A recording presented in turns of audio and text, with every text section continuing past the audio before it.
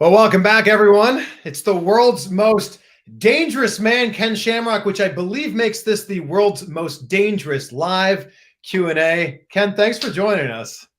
No worries. And also considering some of the matches, one of the matches I got coming up, my nickname is going to be the Godfather of Pain.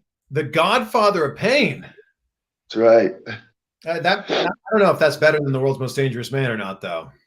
I don't, but for this particular match with Sammy, I think that's going to be appropriate. I like it. Look, you still look like you're in amazing shape, as always. How are you still working out with what's going on in the world? Yeah, just like feeling everybody else's pain right now with everything going on in the world and being restricted from doing things, but really having an understanding of why they're happening. I really try to find opportunities. Like, for instance, I don't know if people have read my book, the Enter the Lion's Den or Lion's Den. A lot of push-ups, a lot of squats, a lot of surgical tubings. So I make do, but just like I've expressed with some of my fans there in Twitter and Facebook on how hard it is, though, to keep size when you don't have the weights, you don't have the heavy weights to lift to try to keep that size on. So, but you figure it out, you get it done, and you make do. You have to. So these questions are coming in right now. If you do have a question for Ken Shamrock, please put it in the chat here. We'll put it up on the screen. We're streaming live on YouTube and on Facebook right now. And I guess we'll just get these. We'll get started right here. And this one comes from Colton Dutcher, who says, "Who is your most toughest opponent in the cage, Ken Shamrock?" Yeah. So when you talk about the world of MMA, again, I had a lot of tough ones because remember, when I first started, I was over in Japan. And so I started not knowing a whole lot, but I picked it up very quickly. But as soon as I got into the cage, I had fought Hoist. First, it was Patrick Smith, who was a kickboxing champion. And then it was Hoist Gracie, where I'd gotten caught with the choke. Right. And since that time, I have either been main event or semi-main event. So I have always fought the tough guys, the best guys, the top ranked guys ever since I stepped into the cage. So I fought a lot of tough guys in a lot of different situations. People would say, well, you think Hoist Gracie was tough? No, I think Hoist Gracie was skilled. Hoist Gracie had a lot of skills that could beat me. Mm-hmm. But as far as being tough, no.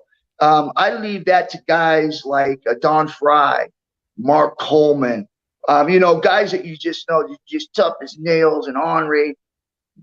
But Hoist Gracie could beat all of us, right? When he comes into that ring and we ain't at our best. Yeah. So it's just a different mindset when you talk about the tough guys, the toughest guys, most dangerous guys. So I would say I'd really gotten into a ring with a lot of different guys that were definitely dangerous. Yeah. But at the same time, I got in with a lot of guys that had, the best skills in the world. Where would Dan Severn be on that list? Yeah, Dan Severn was another tough guy. He was a tough guy. And he would throw you, suplex you on your head 7 times in a row and then go back for one more. But yeah, so I would consider him a tough guy. It's great to see you back in Impact Wrestling, which leads us to this question here from Brian M., who says, what motivated your return to wrestling after decades away from the major promotions? Yeah, I would probably say when I stepped away, because I was only out a year when I stepped away from MMA, because I went out of pro wrestling into MMA. And so I had stepped away, and it was about a year. And I just felt like, man, I can't live like this. I need excitement. I need something to challenge me. Right. And so I said, I'm going to start training again. I'm going to start getting back into the gym, get myself, to see if I could get myself in a position to where I could actually wrestle and feel good about wrestling. And so I think it was probably a year or maybe a little less than a year. I felt pretty good. Yeah. I got in, I started doing some practicing. I was like, wow, I feel pretty good. So I ended up doing a little one-timer over in Australia with Battle Championship Wrestling. Mhm. And I had a great match. And I felt like, wow, I feel good. So I went and did a few more over there and ended up capturing the tag team titles. It was, like I said, it was one of those things where I really didn't know. But when I first hit the ring, then I knew. And that's when I made the challenge on Twitter and Facebook that I was coming back, because I felt really good about where I was at, how my body felt after taking a year off. Because since the time I was, I would have to say 13 years old, I had always been training. I'd always been competing, whether it was in wrestling or whether it was in football or boxing or basketball. I was always competing from the time I was 13 years old till I was 50. I was actually 52 years old when I stepped away from MMA. Wow. It's amazing to think you're in your 50s. You look amazing. Yeah, well, I'm 56 right now, so I feel really good. I feel like I'm 36, man. I really do. That's how old I am, and you look way better than me. Yeah, I feel good. We've got some super chats coming in here. Thank you to everyone for those. Thank you for joining us on the world's most dangerous live chat. This is from Bobby AJ. It's an interesting question. Does it feel weird holding back punches in wrestling when in actual fighting you have to go all out? Well, I don't think so, because I've been criticized a little bit because sometimes I am a little stiff. But for me, it's no different going in there and sparring with somebody in practice. You know, I'm not trying to knock them out, but I want to land them. And so when I go in to do pro wrestling, I'm going to land my punches. I'm not going to try to knock them out, you know. So I'll hit them in places where hopefully it won't knock them out, you know, where you don't hit them in the chin, you don't hit them in the nose, don't hit them in the eyes, you know, try to hit them in the forehead or the side of the head where the bone is a little bit thicker. Right. I'm wearing those MMA gloves. So when I do hit them, it's not the knuckles that's popping them on the face or the forehead. So for me, it's really about going in and just feeling like that I'm sparring. So the guys that I work with, I always let them know, hey, you know, this is how I work.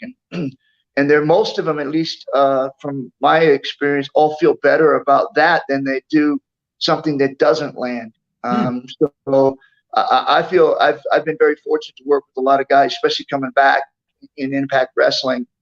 It feels like these guys are more like the Attitude Era, where they're like, dude, you better hit me.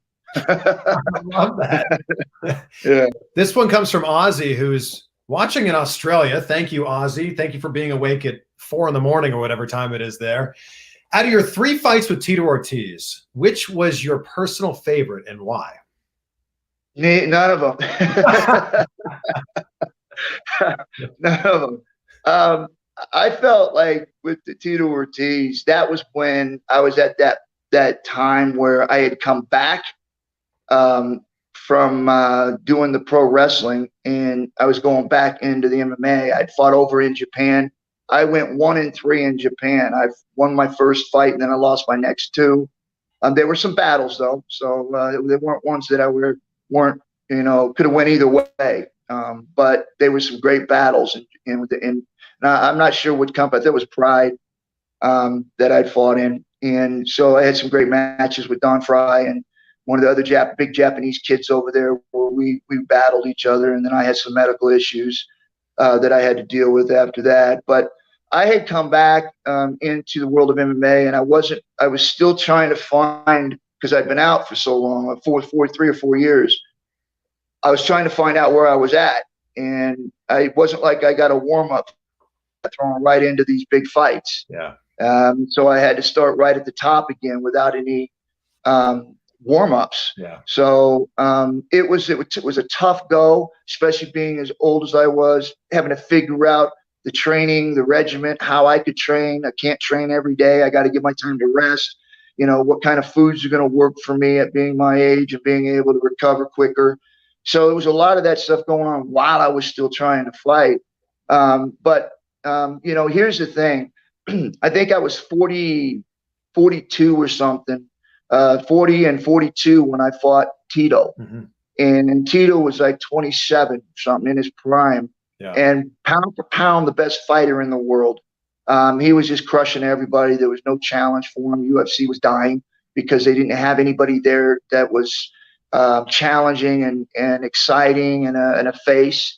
So when I came back, I basically did it knowing that in my mind, I always felt I could win, but I knew it was an uphill battle because I'm fighting a guy that is literally one of the best. And even in my prime, we would have had great battles.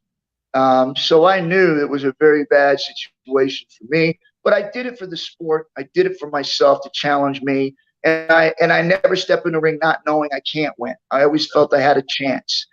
And so going in there, I felt like, we could do something. But when you hit the ring and you start seeing the difference between somebody at a high level and somebody, in the middle, still can compete in the middle, you can actually see the guy who has the better skills that is going to win. And that was Tito.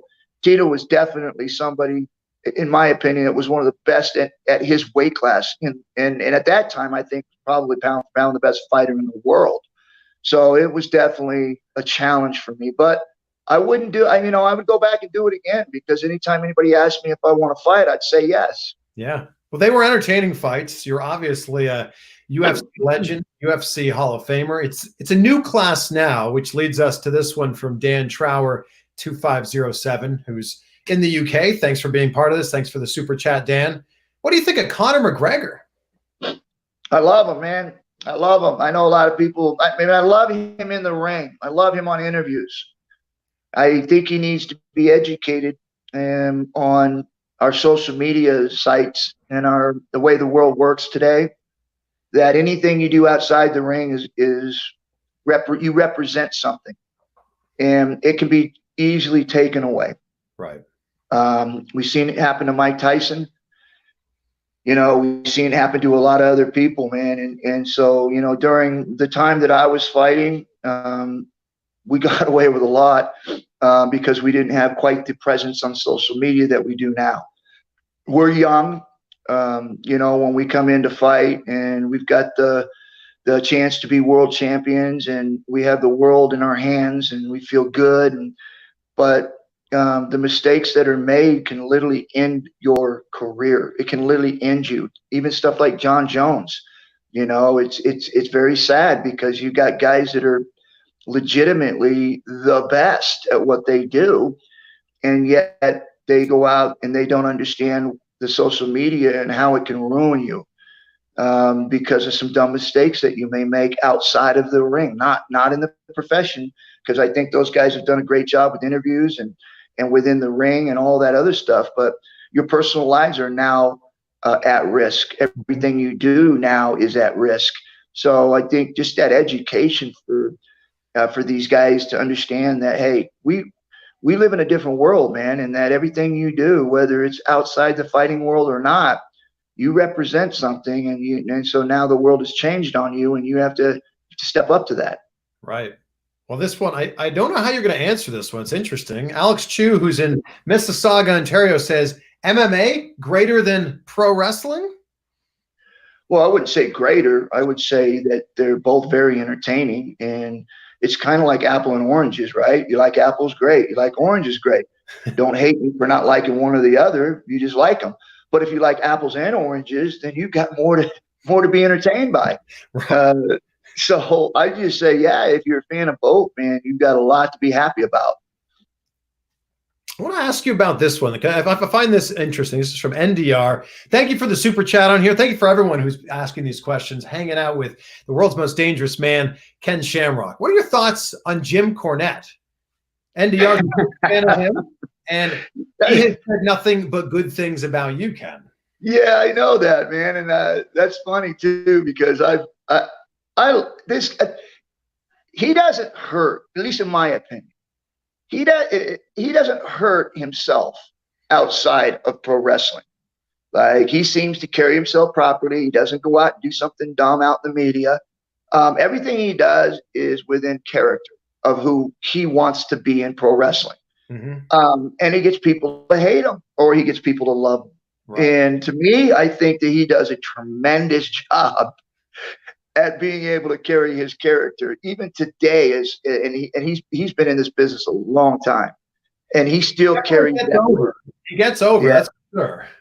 Yeah, he carries that weight. So don't hate on him because he's good at what he does. There it is. Beaner Andrew 1, thank you for the super chat, asks, do you feel like you get the credit you deserve for being a pioneer in MMA and pro wrestling, being the first crossover star? Well, I mean, I do. I mean, I don't, you know, it is what it is. The one thing I don't understand is the WWF, you know, it just seems, and maybe it's not, I don't know, but it just seems like I'm left out of a lot. They even put up on one of the magazines the best finishing holds, submission finishing holds, and they had Kurt Angle on there with the ankle lock, and I was like, and he does. And listen, no I'm not trying to diss him or anything like that, but he's never done one for real. Like, so he doesn't even, sometimes when I see him put it on, it's not even done right. But yet they use him as the picture for the finishing hold. And I'm the one that created it and did it for real. So like I said, those are the kind of things. And it's not like they've corrected it or done it and changed it and tried to make sure people understand where it came from. No, they keep trying to bury it. Yeah. Like they want Kurt to be the one that created it. It's like, no matter how much they do that, it's never going to happen, because history always rises to the top. People will always know where something comes from. It won't go away. So whatever they're trying to do, and I think I know who it is, you can't change that. It's childish, man. Well, I think it's just a matter of time. It's not an if, it's a when will you be in the WWE Hall of Fame, whether that's in a year or 2 or 5 or 10. I think it's just a matter of time. Yeah, you know, I mean, like I said, there's enough people there that have respected what I've done in the pro wrestling. I know Vince. I respect Vince, and I don't think Vince has an issue with me. You know, but Vince is also turning a lot of the stuff over to other people to run nowadays too. So it's not like he's the one out there calling the shots all the time. He's kind of trying to assist in a lot of areas, but he's not really calling the shots. Yeah. Although if he wants to, he can. This has been a rumor for a long time, so I'm interested to hear what your answer is. This comes from Derek Raffanello. In relation to the Montreal Screwjob, can you tell us if you were in the mix to win the WWE Championship from Bret Hart as a substitute for Shawn Michaels? Well, here, listen, this is what I know that Bret said to me. Bret told me that he wanted to work with me. He wanted to have a program with me to drop the strap to me. And that's what I thought was moving forward. I didn't know anything else that was going on. So whatever was going on between Vince and Shawn and himself, I didn't know. Bret never said anything bad about Vince to me. He never said anything bad to me about Shawn Michaels, ever. All he ever said to me was that he really wanted to work with me because he thought we could have some great matches. And I agreed with him. I said, man, yeah, I think so, because he's a great worker. And being able to tie my submission holds in with his submission holds, a sharpshooter, all that stuff, yeah, I thought it would have been tremendous. But I was actually there when that screw job happened, and I was very, very disappointed because I felt like the whole time we were, at least me, when I came into it, I was told to trust people, and that the only way things get over is both you go in there and you have to trust one another. You got to put matches together and work together and get along with each other. And so I bet my reputation on that, and I went in there and I started trusting people, and they had to trust me. Sure. Because I was who I was. And so I had to go up and shake the hand and say, hey, listen, you know, I'm here learning. I know I'm just starting out, you know, let's figure out how this works out. Show me what I need to do, you know. And then that happened, and all of a sudden that trust in my head was like, whoa, this isn't what I thought it was. Like, you can do that? I mean, and it came down from the top. And so I was a little bit disappointed that happened, because I felt like at that particular time, now that trust had been damaged. Right. Well, since we're talking about Bret Hart, this ties perfectly into this one from Mr. Premium 2002 with the super chat here. What are your memories of Owen? Yeah, he's a good guy. He was always smiling. He was always cracking jokes, making fun. Never too serious. And I thought he was a great worker. He was just starting to come into his own too. I thought he was just really starting to find his niche. And so I think that everybody was devastated when we lost Owen, because he was that piece that we had that everybody knew they could talk to and have fun with and enjoy yourself. Nothing too serious. You knew you could always trust him. He'd never go out partying and, carry on. He was always a professional. So he was one of those guys that you truly do miss. This is an interesting dream matchup question here. This comes from Josh in Jesus. Who would win in a fist fight in your prime between Mike Tyson and Ken Shamrock? In a fist fight? Fist fight. Mike Tyson would knock me clean out. Yeah. Fight. Yeah, but if it was a street fight, me. Because I wouldn't give him a chance to punch me.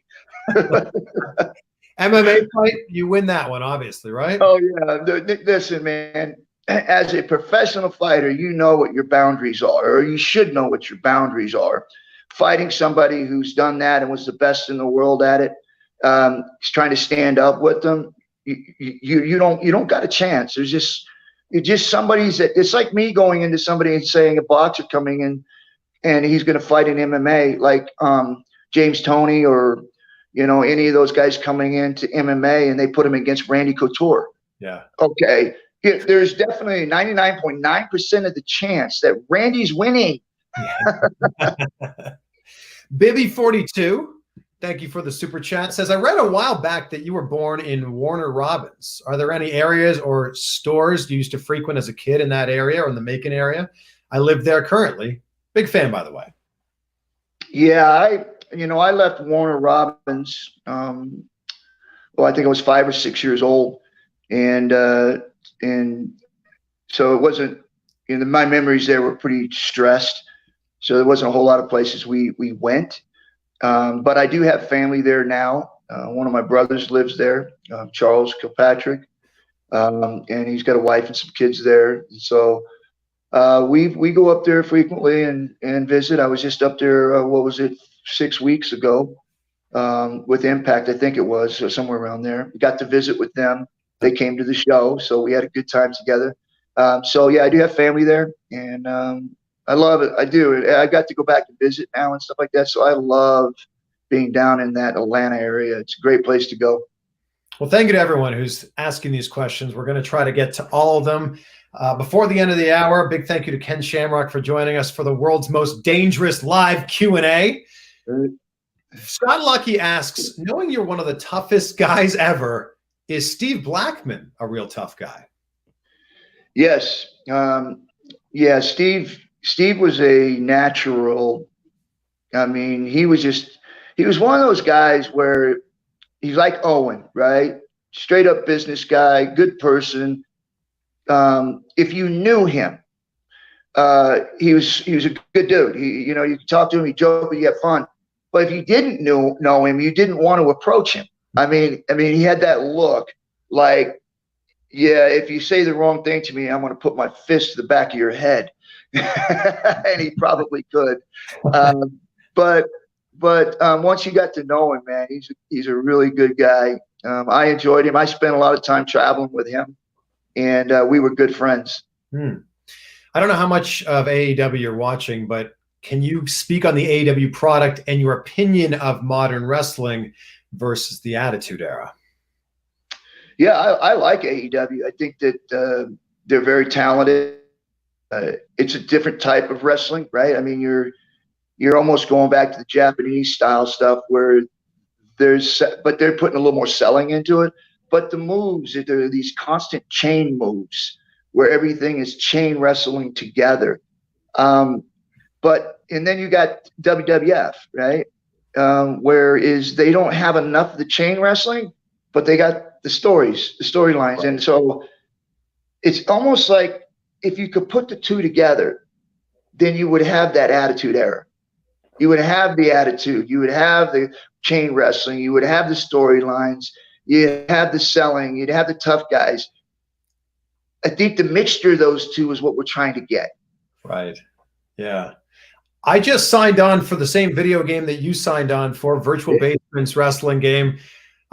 Jeremy Stratton, who both you and I know very well, has asked, are you excited to be in their new wrestling game, Virtual Basement's new wrestling game?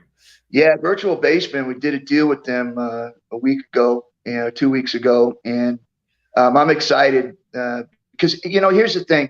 We always get to superstars, WWF, but it seems like we've never had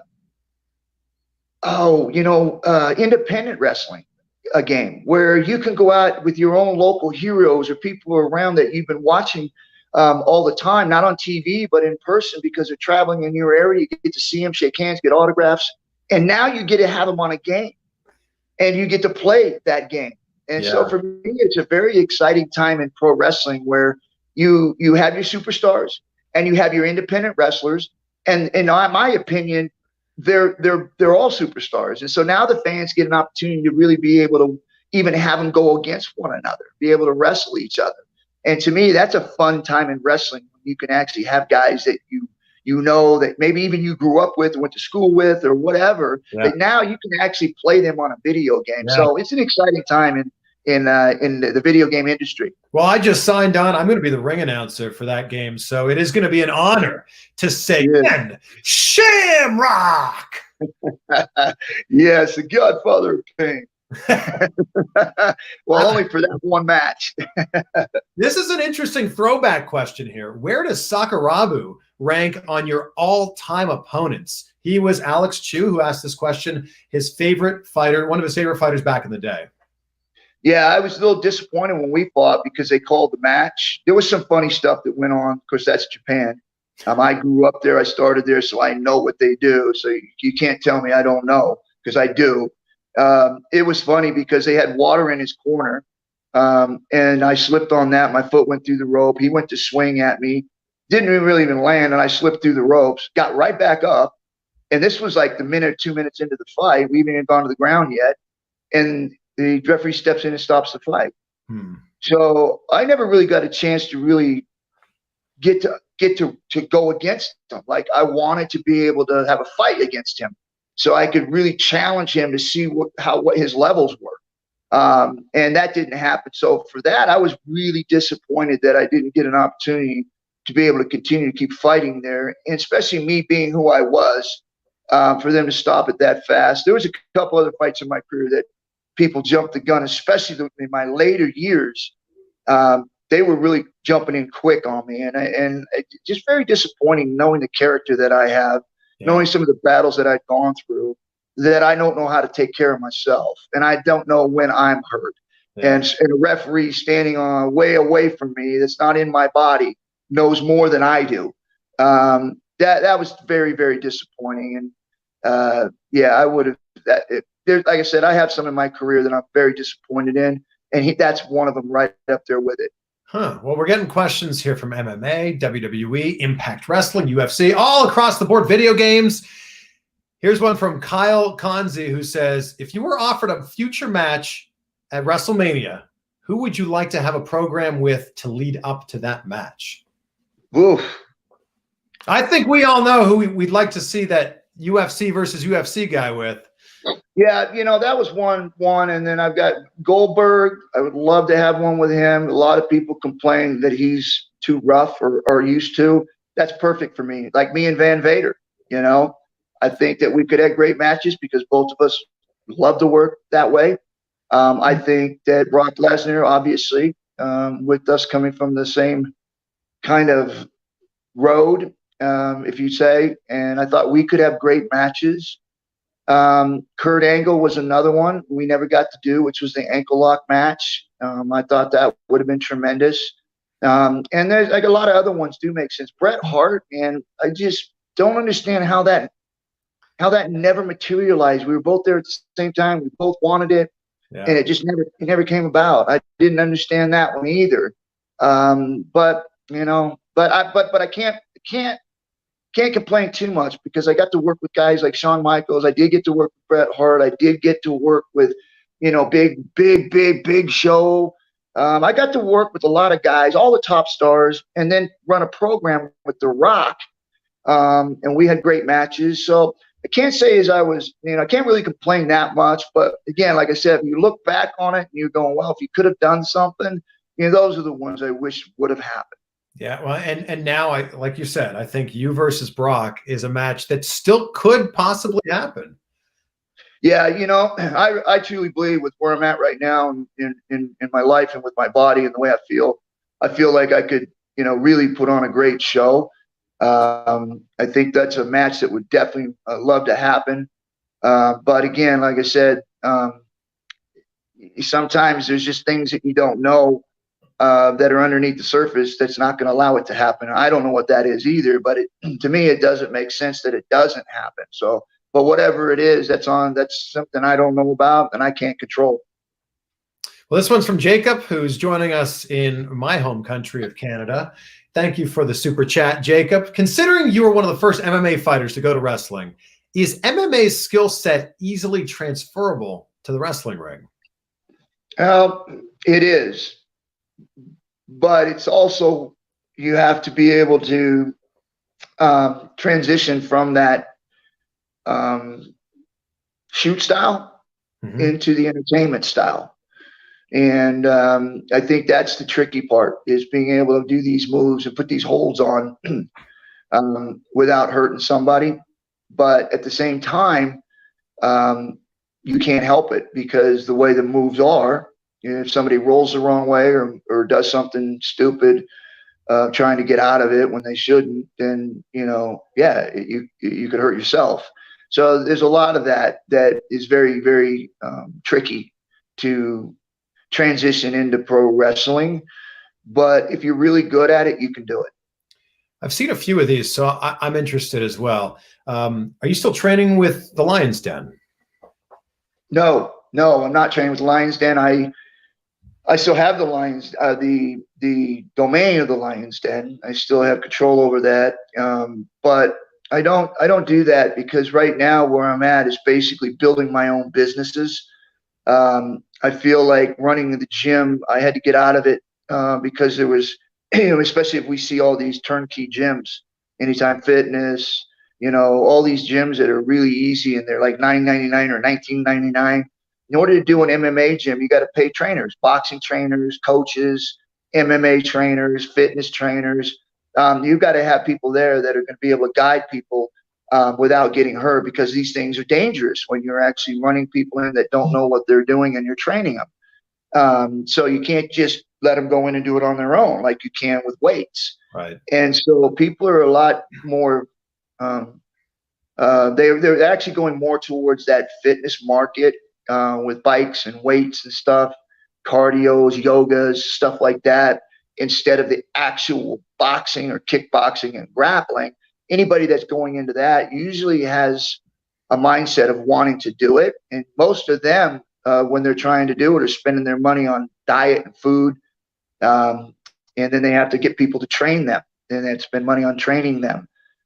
So there's really no industry right now for that MMA market and the MMA gyms, other than if you have a big chain like the UFC, then you can get away with it. Right. But for me, it's really about taking the name and the name that I had built and being able to use that towards opportunities to build big businesses. For instance, like Valor BK, where I own it. Me and two other guys that own that. We're moving forward and building something like that because the net profit is a lot better than running a gym. So I look at the net profits and the different things going into stuff that when I get to be 80 years old and I want to stop doing everything, you're not going to stop. Come on. that I built a nice nest egg for my kids and my grandkids and great grandkids, built them an empire. Right. So there's been, a handful of guys who have gone from MMA to pro wrestling. There's only been a few that have done the opposite, pro wrestling into MMA. Jake Hager's one of them. So Jungle Traveler 0012 wants to know your thoughts on Jake Hager's MMA matches. Yeah, I haven't followed it too much, but I think people fail to realize that I went from pro wrestling into MMA. I was known as Vince Torelli, working in North Atlantic Pro Wrestling and South Atlantic Pro Wrestling, and also in Japan. I was Vince Torelli. And so that I was doing pro wrestling before I ever even heard of MMA. So I am actually a guy that came from pro wrestling into MMA. So, but I'm happy for guys that are able to do that. It's not easy. It really isn't easy. Pro wrestling is probably one of the hardest things I've ever done.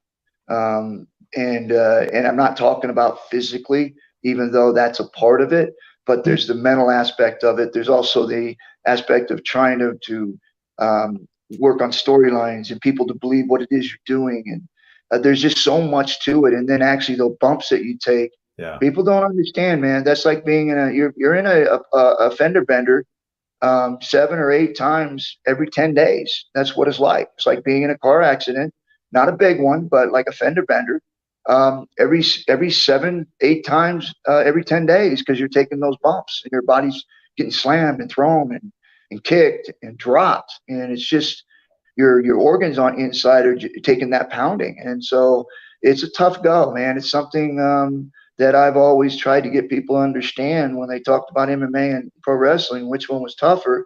I always say pro wrestling, because in MMA I was good. I was able to finish fights in a minute, 2 minutes. And I didn't take as much punishment. So that was harder for me.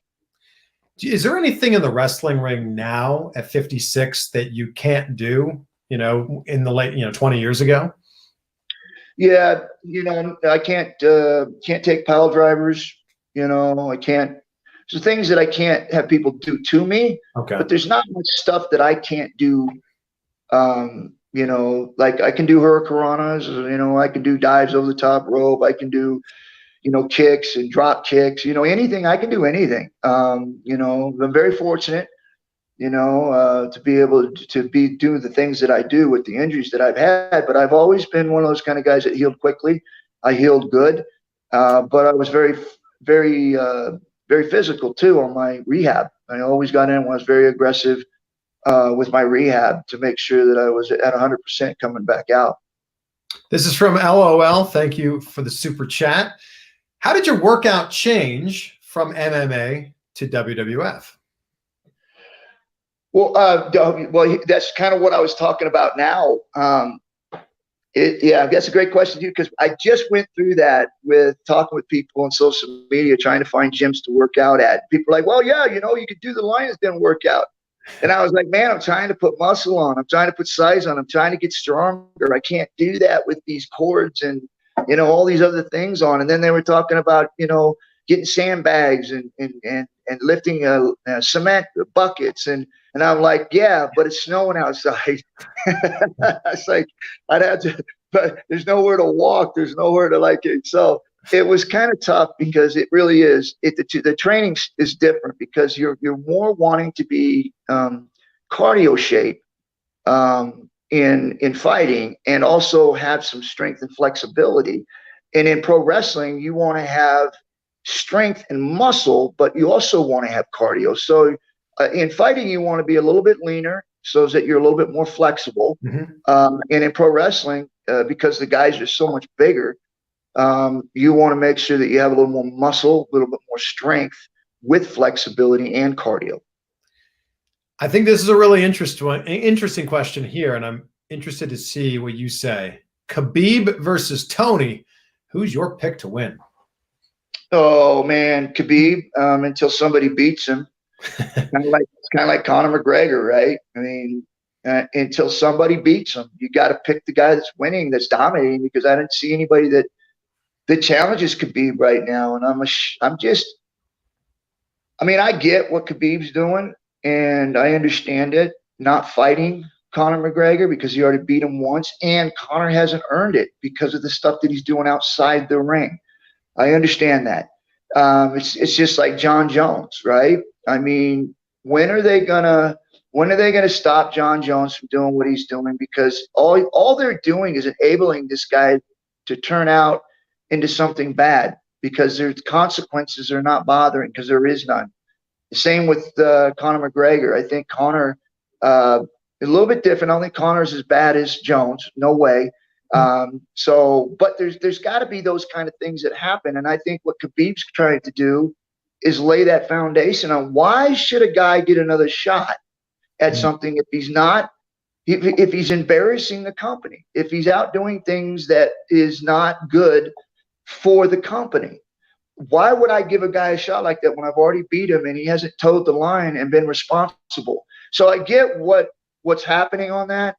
But really, if you look at it, Khabib and McGregor are the best fighters in the world right now, at least in my opinion. And I'd love to see that fight, but I'm not. Like I said, I'm not against what Khabib's doing. But it would be nice to see that fight if Conor could get himself in the right position and do the right things to get that fight to happen. I think the fans want to see it. I want to see it. Yeah. So we'll see.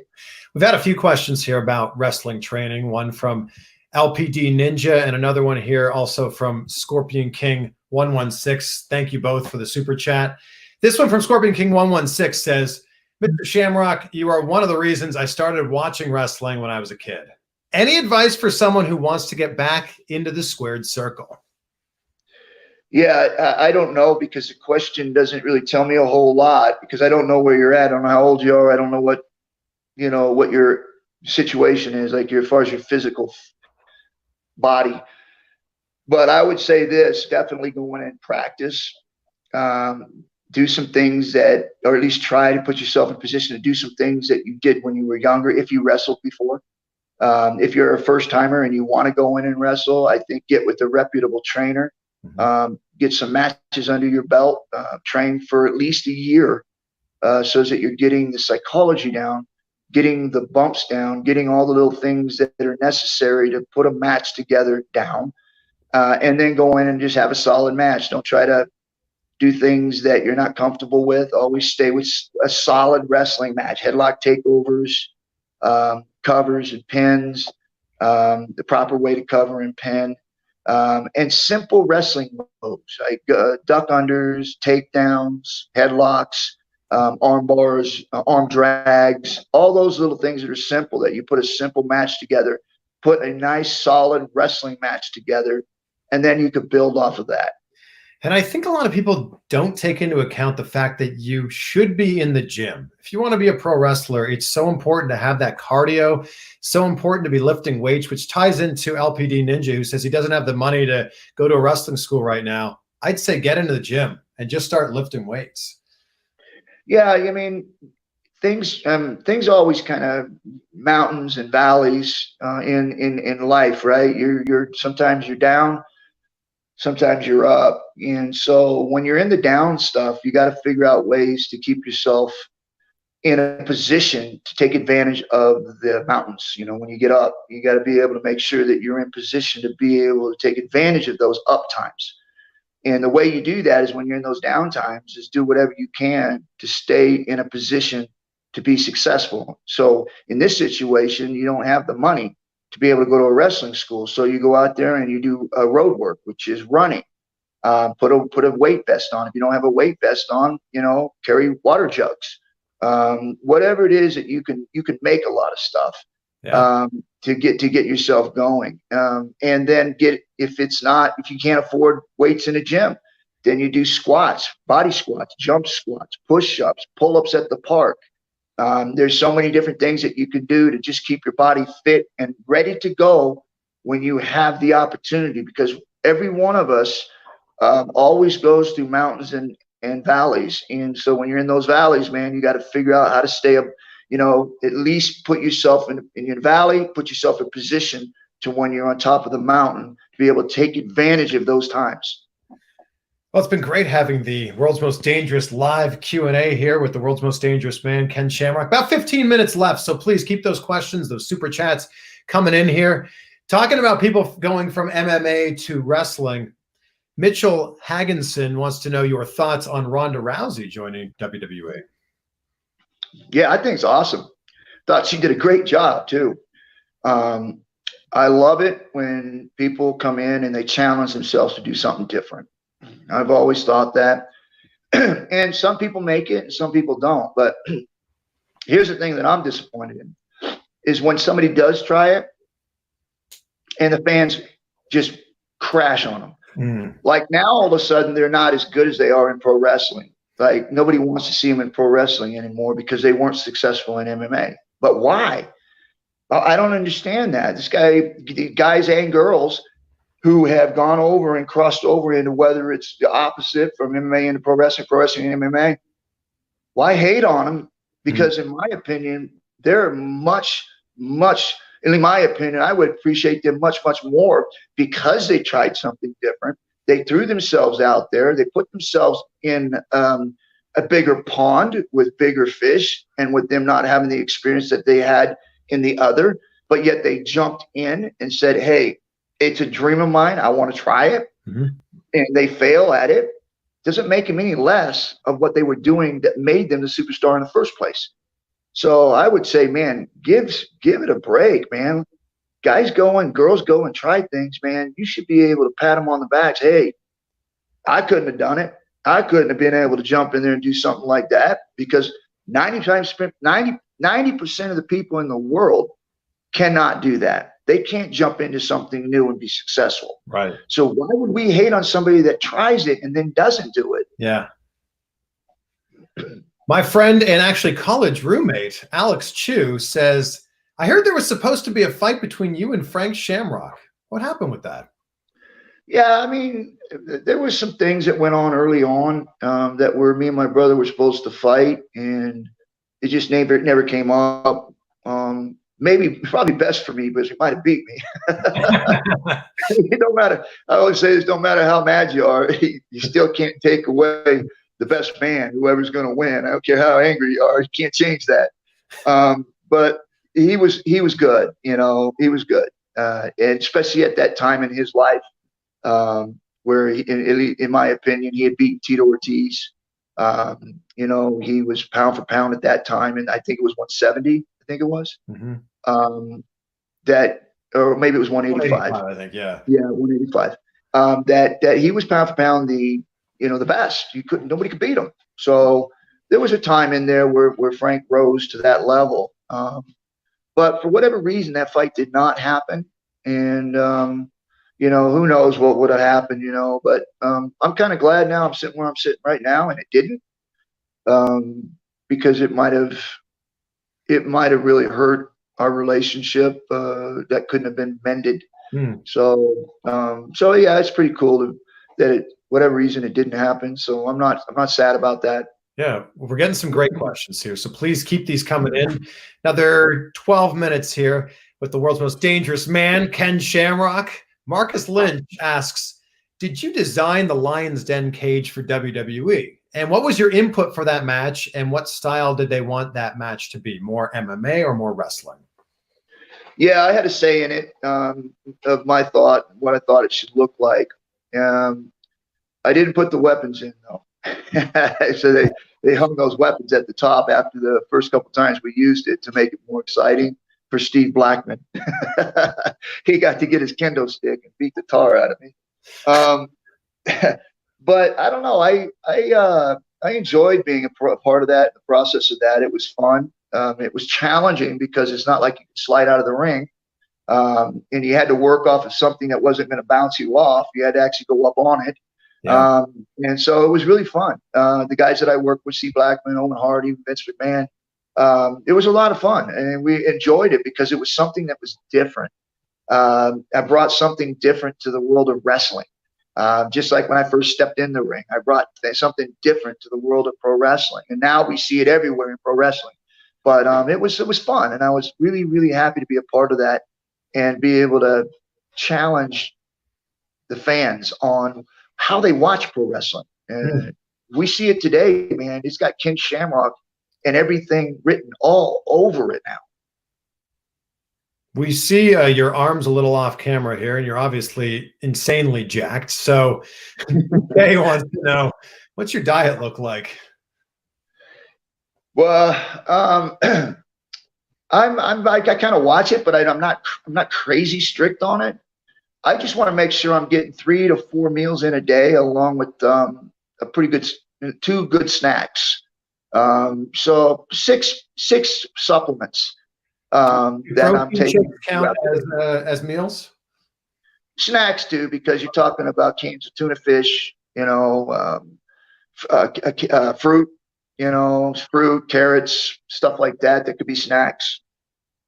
Different things like that I jump in there, throw in there. Even like fish, like I can throw a fish on. That's a snack, because it's not a square meal.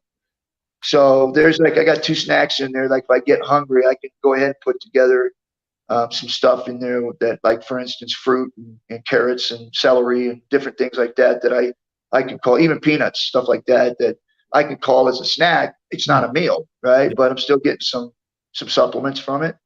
But I get 3 square meals in where we're talking about big meals. Pastas.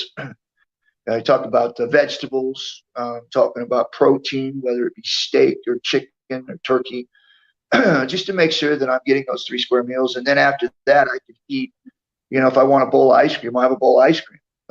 I don't stay strict on that, because as long as I'm getting all those meals in, the rest of it doesn't matter for me. You're some sort of a freak or anomaly then. Yeah. Drink a beer or eat pizza or ice cream, and there go the abs. Yeah, for whatever reason, man, my body's just leaned up, and I haven't really done anything different, other than just get older. So I guess I'm pretty fortunate. But at the same time, if I was to stop working out, like it's happening, I can lose my size very quickly because I have a fast metabolism. Since you're such a tough guy with a tough reputation, Josh wants to know, in your opinion, is Haku as tough as his reputation? Yeah, Haku I wouldn't want to face him in an alley. No way. No, it'd be like shooting and trying to take somebody down. It'd be like hitting a wall. His legs go into his neck, so there's nothing you could do, nothing you could grab to take to the ground. No, I respect the guy. I do. I met him. He's a very nice guy. I would never want to fight the guy just because I have respect for him. I think he's a great man. But yeah, give him his due, man. Give him his credit. He in his time, man, he proved himself. Yeah. Dealt with asks, who was your favorite friend, or who was your closest friend in your wrestling days? Oh man, yeah, I would have to say Steve Blackman was the one I traveled with a lot. We traveled together a lot. Yeah, that's what I would say. Steve Blackman was the guy I traveled with the most. He was the closest to me. This is actually an interesting one. Pro Football Central says, can you talk about when you called China a kitchen? Funniest moment ever on the mic. Called her a what? A kitchen. A kitchen? Yeah. I think I was just afraid. That's another tough person, right? Yeah, I think I was afraid and didn't know what to say. You kind of talked about this a little bit earlier, but this is an interesting one here. Can you describe the program that you ran with Dwayne Johnson? Who? The Rock. Oh, I didn't hear you. I didn't hear what you said. Oh, okay. What'd you say though? What was it? I said Dwayne Johnson. Oh, I thought you said something else, man. It was, yeah, no, we had a great relationship. We ran a program together. A great guy to work with. He was really struggling, and then when me and him got together, we just, man, for whatever reason, we worked well together. We built each other's characters up, and we were strong during that time. We put on some of the best matches on the card, and we were both trying to make that move to that next level. And I thought we both did a great job at helping each other out do that. And I was very grateful, very, very grateful to be able to work with him and have that time with him. and to see what he's done now, man, I'm proud of him. He's succeeding at the highest level now. You know, since we talked about diet a little bit, my girlfriend Elena Martella is in here, and she asks, "What's your favorite cheat meal?" Oh, my favorite cheat meal. Well, I don't know. It depends on what you call a cheat meal, because I eat spaghetti too, and I don't know if that's to me that's not a cheat meal. I would say a cheat meal for me is that I'm a big popcorn guy. It's not a meal. It's more of a snack, I guess. Yeah. But yeah, I love popcorn. I can't seem to stay away from popcorn. I love candy, but I have to watch what we would do with the candy. So I hate to tell people, because then they're all going to go, man, that ain't fair. But I'm really not, like I said, I'm not really strict on that. So when people say, what's your cheat meal? I'm saying, well, I get one every day. We have about 5 minutes left here, so let's try to get through as many of these as we can here. Eric wants to know, do you think your style would have worked in ECW? Oh, yeah. Yeah, absolutely. Listen, man, when we talk to me about me being the godfather of pain, I don't get going. I mean, I don't feel that adrenaline until I feel pain. I need it. Like, I got to have it. It's like I need it. And so that hardcore wrestling stuff, man, I'm glad I didn't, because I probably have scars all over my body, because I wouldn't have shied from it, because that's just me. My character is to push the envelope, and I would have pushed the envelope. And but yeah, I think I would have done tremendous at that. Well, look, you'd be great at whatever you wanted to do. That's the kind of mindset that you have. Well, my mindset is that if I'm challenged, I will be better than you. I will make sure that I'm the best. Mm-hmm. Josh asks, how much fun was that segment where McMahon had you restrained, then you busted free, and McMahon went running away down the ramp? Always one of my favorites, he says. That was funny too, because I wasn't supposed to break out of that. I literally almost knocked somebody out with because they had a lock on it, and when I pulled it, the seams on it busted out of it, and that lock stayed hooked to it. And when I swung my arm out, it was like a lead ball on the end of a chain, and it missed the camera people as they were trying to shoot me when I went like that. I didn't know what was going to happen. I didn't realize that was going to happen. And so when I busted out of it, I literally almost killed somebody with the lock that was on the end of that sleeve. Wow. Here's one from Kevin who says, what was your favorite thing about working with the big boss man?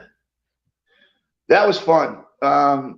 I got to work with him, and he was another good dude. I mean, obviously, he was a different person then. I heard things early on in his career. It was a little bit different, but he had definitely changed his life around. He was doing everything right. We got together at that time, and we were able to do some tag team together, and it was a really good time for us. And we even got to capture the straps too. It was a fun time. He was a great guy. I enjoyed working with him. Genuinely a nice person, and I really enjoyed working with him. And he was a good hand too, for being a big guy. He was very quick feet. He had good feet. And he moved really well for a big guy like he was. And his character was awesome at the time. You know, I loved his character, you know. But, unfortunate he passed away, because I thought he had a lot more good years in him. Here's one from Andrew who says, how does it feel knowing you were the special guest referee for one of the greatest matches of all time, Austin versus Bret, in that submission match? Yeah, there's a story behind that, because I remember when I did it, I wasn't sure whether or not I could do that, right? I mean, I've come from this fight world. I did a little bit of this pro wrestling before, but it's been so long, right? And I remember when they put me in there to match this event, I was like, man, I don't know if I can pretend. And I don't know if I want to do this. Like, I don't know if I want to do this. I don't know what I'm doing. And so I went and said, okay, I'm just going to do it. You know, we'll see what happens, whatever. You know, so I go in there and we start the match, and we're probably 2 or 3 minutes in, and I literally forget that this is a wrestling match. I'm like, these guys are going after one another. Like, I didn't have to pretend. I mean, they were snug. They were beating the hell out of each other, man. I'm serious. They were going at it. The stuff they were saying to one another. I was like, okay, I just ref it like an MMA fight because these guys were going after each other, man. And it was, I mean, and I was up close to it. I mean, I was right there, and I could not. And I don't even know if it was, and I don't even know. Maybe they did get mad at one another. I don't know, but I know it felt real. They beat the tar out of each other. Well, I guess we're going to end things with one more question here. I appreciate your time, Ken. Thanks for hanging out with us today. I appreciate it. This has been a lot of fun. We've been getting some great questions here, both on YouTube and Facebook. Thank you, everyone. Thank you for the super chats as well. Daniel's curious to know, what's the worst bump or injury that you've ever taken? Oh, I would have to say, and I don't remember, but maybe it was The Rock. I don't remember for sure, but I took a bump and I'd actually tore my lung. And I started coughing up blood, and then I kept going. It was like I went in and I did the rest of the shows that we had in the week, and I kept getting worse. Like I was choking every time I take a bump. It felt like my lung was filling up with fluid. And so after we did the tour, I went and had a doctor check it out and did some X-rays. Did whatever that thing is where they can see real clear in there. MRI, I think it was, or something. And I remember they came back and said, "Hey, man, you got a teardrop or something like that." And I was like, "What?" He goes, "Yeah, you have a teardrop in your lung." And I was like, he goes, you tore your lung. He said, "Did you get in a car accident or did you fall from some scaffolds or something? Because this is normally what happens when someone takes a big fall.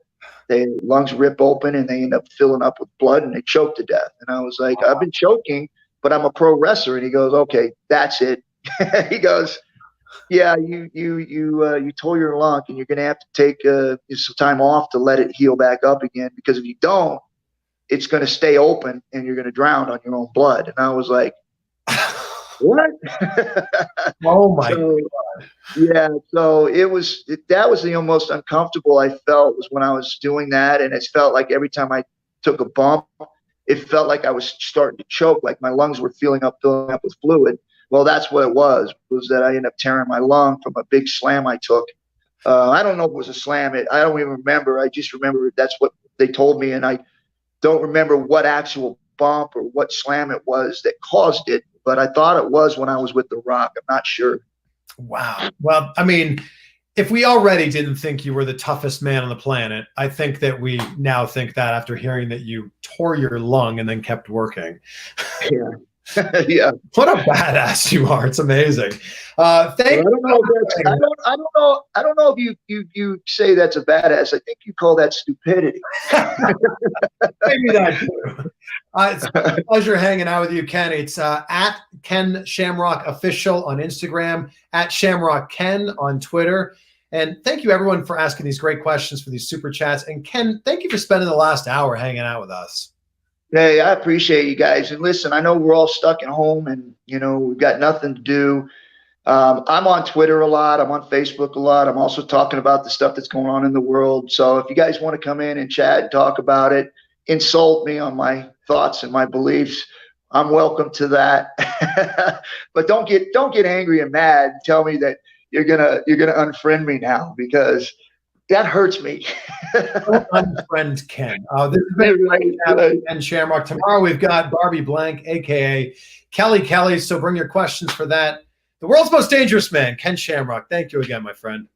Yeah, I appreciate you guys. Thank you. All right, thanks. All right. And we're